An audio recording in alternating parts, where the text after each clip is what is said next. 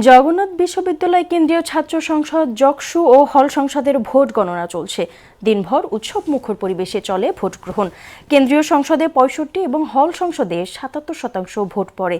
এদিকে ফলাফল যাই হোক মেনে নেওয়ার ঘোষণা দিয়েছে প্রতিদ্বন্দ্বী প্রার্থীরা। আর জানাচ্ছেন মুদাসসির আলী।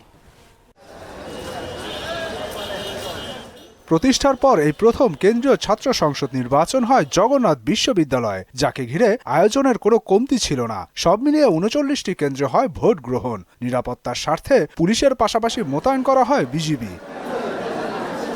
নির্বাচনের সার্বিক ব্যবস্থায় সন্তুষ্ট শিক্ষার্থীরা। প্রথমবার ভোট দিতে পেরে খুশি তারা।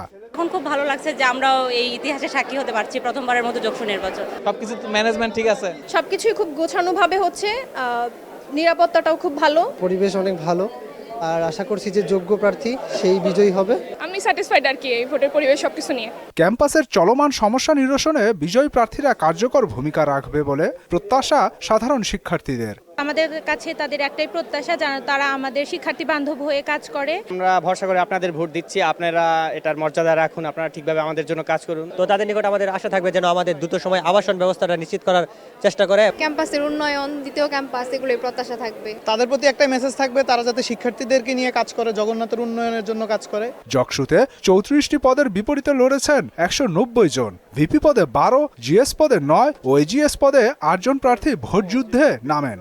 হল সংসদ থেকে ছাত্রদল সমর্থিত প্যানেল, অপরাজিতার অগ্রযাত্রা প্যানেল থেকে ভিপি পদপ্রার্থী। আমি ছাত্র শিবির সমর্থিত অদম্য অভিযান ঐক্য প্যানেলের পরিবহন সম্পাদক প্রার্থী। আমি হল সংসদের সমাজসেবা ও শিক্ষার্থীগুলোর সম্পাদক পদপ্রার্থী।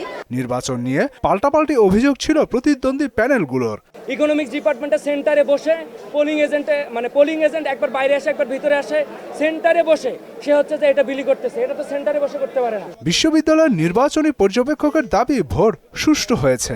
এখন পর্যন্ত আমরা সুষ্ঠুভাবেই হয়েছে বলেই মনে করছি। ভোট গ্রহণ চলে বিকেল 4টা পর্যন্ত। বিশ্ববিদ্যালয়ের অডিটোরিয়ামে কেন্দ্রীয় নিয়ন্ত্রক কক্ষে ব্যালট বাক্স নেয়ার পর চলে ভোট গণনা। প্রয়োজন ছাড়া আপনারা দয়া করে এখানে। মুদাসসির আলী, মোহনা সংবাদ, ঢাকা।